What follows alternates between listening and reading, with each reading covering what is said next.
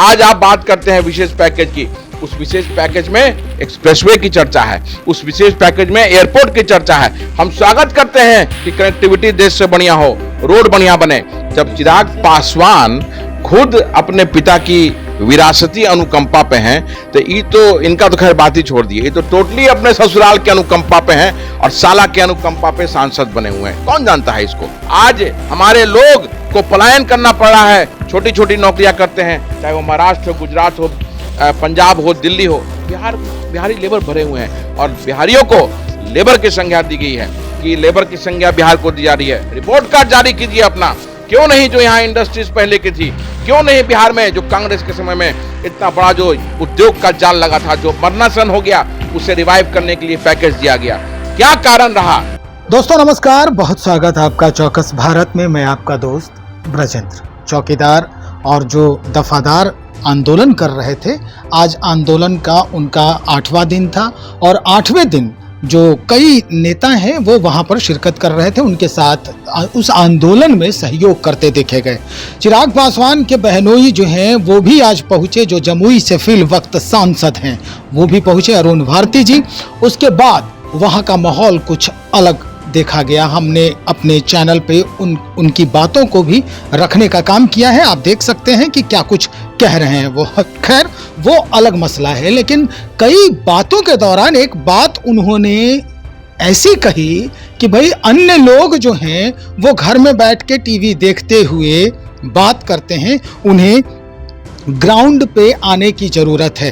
तो चलिए, जिनके बारे में बातचीत हुई थी आज उन्हीं के पास है कि वो ग्राउंड पे न जा करके कैसे घर पे बैठ के टीवी देख के वो बयानबाजी करते हैं। जी हाँ, आदित्य पासवान जी हैं, कांग्रेस सेवा दल के जो प्रदेश अध्यक्ष हैं, हमारे साथ हैं आज। इन्हीं से आज मुखातिब हैं, आज पूछेंगे इन्हीं से। भाई अरुण भारती जी जो सांसद हैं जमुई से, यानी चिराग पासवान के जीजा जी, वो तो कह रहे हैं कि आप घर में टीवी देखते हुए बयानबाजी करते हैं, आप ये ग्राउंड पे अभी कभी जाते नहीं है। कैसे आप चक्का जाम करवा रहे थे? आपने उनका इंट्रोडक्शन खुद दे दिया, चिराग पासवान के जीजा जी। देखिए, फिर ये पिछले 10-15 दिनों से बिहार में हम लोग लगातार सड़क पे चौकीदार भाइयों के लिए, दफादार भाइयों के लिए संघर्ष कर रहे थे। राज्यपाल, महामहिम राज्यपाल को हमने ज्ञापन दिया। इनकम टैक्स चुराहा हो, चाहे हमारे पासवान भाइयों ने गांधी मैदान के पास लंबा जुलूस निकाला, गर्दनी बाग में हमारे चौकीदार दफादार लगातार बैठे रहे, भीम आर्मी ने के बच्चों ने निकाला, हमने लंबा संघर्ष किया। पूरा इनकम टैक्स से लेके सारी जगहों में पूरा ब्लॉक करके हमने रोका, पूरा सारी व्यवस्था को रोक करके राज्यपाल अरेस्ट किया गया मुझे। तब अरेस्ट अगर घर के कमरे में किया जाता हो तो अरुण भारती जी बता दें किस तरह का अरेस्ट होता है, वो अलग टाइप का कुछ होता होगा। दूसरी बात कि जब इनको तो कौन जानता है, इनको ये कौन है ये। जब चिराग पासवान खुद अपने पिता की विरासती अनुकंपा पे हैं, तो ये तो इनका तो खैर बात ही छोड़ दिए, ये तो टोटली अपने ससुराल के अनुकंपा पे हैं और साला के अनुकंपा पे सांसद बने हुए हैं। कौन जानता है इसको।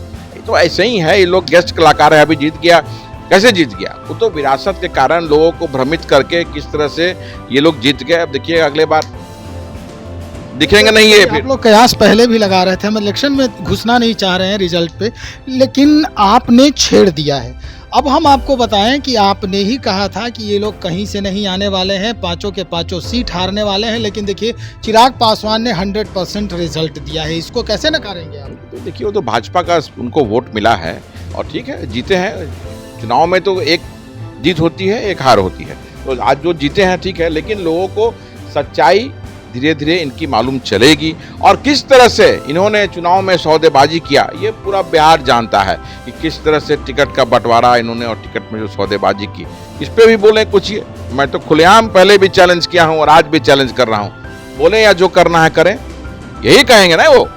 और जो अनुकंपा पे जो राजनीति करता है, जो अनुकंपा पे जिसको पद मिला हुआ है, वो आज कैसे पहुंच गए वहां पे।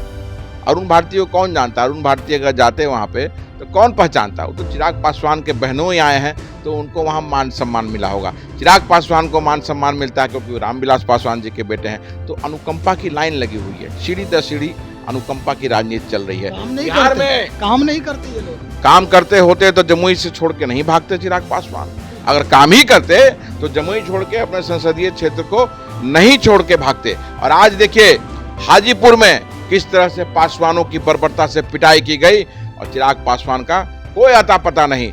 जल्दी वो दिन आएगा कि जब चिराग पासवान का पोस्टर वहां लगेगा और खोज होगी हाजीपुर में। आदित्य जी, यही वजह है क्या कि पासवानों की जब यहाँ पर आंदोलन हो रहा है पासवानों का, तो ये भी पहुँच गए वहाँ पर। पासवानों का आंदोलन हो रहा था इसलिए आदित्य पासवान भी वहाँ पहुँचे और कह रहे हैं कि हमें गिरफ्तार किया गया। तो ये जो मसला है, हालांकि जो भारती जी हैं वो तो कह रहे हैं कि नहीं ऐसा कुछ नहीं है, हम सभी जातियों में समभाव रखते हैं। तो किसी कहने से कुछ सच्चाई तो बदल नहीं जाएगी।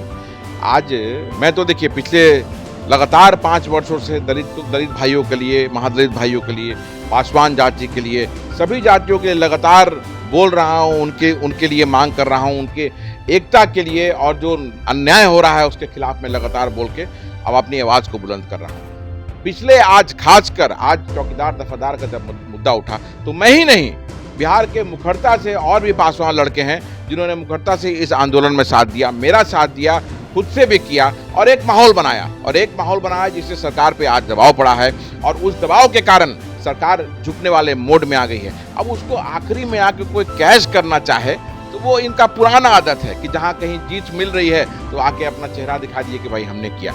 आज माहौल हम लोगों ने बनाया है। पिछले 20 दिनों में बिहार की सड़कों पर संघर्ष किया है, पटना की सड़कों पर संघर्ष किया है, आंदोलन का रूप दिया है इसे, तब जाके सरकार कहीं झुकाव के मोड में आई है। ये लोग क्या बोलेंगे? फिर मैं वही बोलूंगा कि अनुकंपा की राजनीति करने वाले का ना बात लोगों को सुनना चाहिए ना ध्यान देना चाहिए। इधर तो ललन सिंह जो केंद्रीय मंत्री हैं वो तो कह रहे हैं, आप तो अनुकंपा कह रहे हैं कि भाई कांग्रेस वाले 99 पे खड़े हैं और 99 वाली जो बात होती है बड़ा खतरनाक होती है। जब सांप वहाँ पे काटता है तो बंदा सीधे 3 पर आ जाता है और वहाँ से चढ़ने में फिर उसको एक युग बीत जाता है।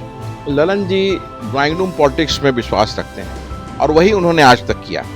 किस तरह से क्या, मैं उस पर नहीं जाना चाहूँगा। जहाँ तक कांग्रेस की बात है, कांग्रेस पार्टी जो है लड़ाई लड़ी आज़ादी की और मुखरता से, प्रमुखता से हम आगे रहे और अंग्रेजों को हमने भगाया।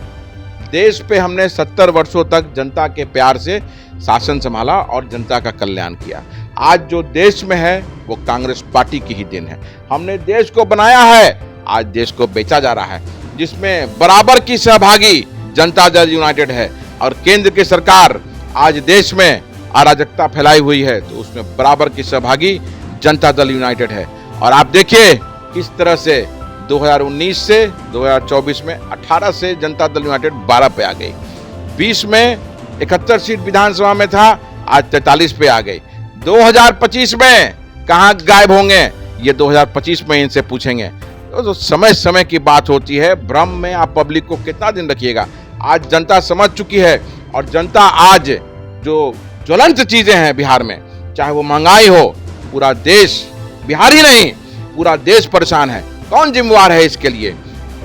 अनएम्प्लॉयमेंट, जो आज हमारा युवा जो रोजगार की तरफ देख रहा है और उसे रोजगार नहीं मिल रहा है। हर साल 2 करोड़ रोजगार का वादा आदरणीय प्रधानमंत्री जी ने वादा किया था, वो कहां दिख रहा है? कौन जिम्मेवार है इसके लिए? क्या सिर्फ भाजपा जिम्मेवार है?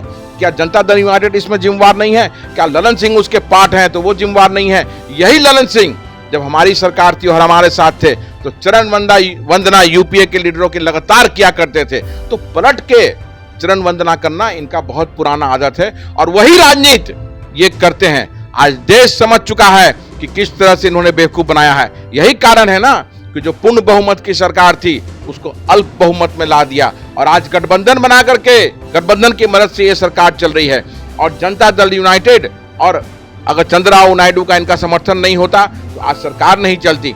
और अगर आप सरकार को समर्थन कर रहे हैं तो सरकार अगर कुछ गलत कर रही है तो उसके लिए बराबर के जिम्मेदार आपको माना जाएगा। Telugu Desam party, Janata Dal United, Bharatiya Janata party को ललन सिंह कह रहे हैं इसका फेविकॉल का जोड़ है, ये कभी टूटेगा नहीं। रही बात ये करने की कि आप जो कह रहे हैं चरण बंधन, ललन सिंह इस मुद्दे पर भी कह रहे हैं कि जब हम उनके साथ थे तो ये गिद्ध की तरह हमें नोचने का प्रयास कर रहे थे।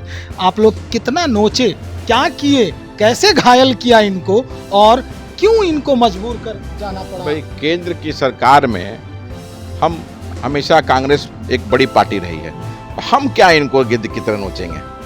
ये तो ललन सिंह जी बताए ना, बताने का काम उनका है। जब ये बोल रहे हैं कि गिद्ध की तरह नोचा गया तो उनको बताना चाहिए कि उनके पास है क्या, जनता दल यूनाइटेड के पास है क्या कि कांग्रेस पार्टी नोचेगी। तो ये सब भ्रमित करने के लिए इन लोगों का पुराना आदत है।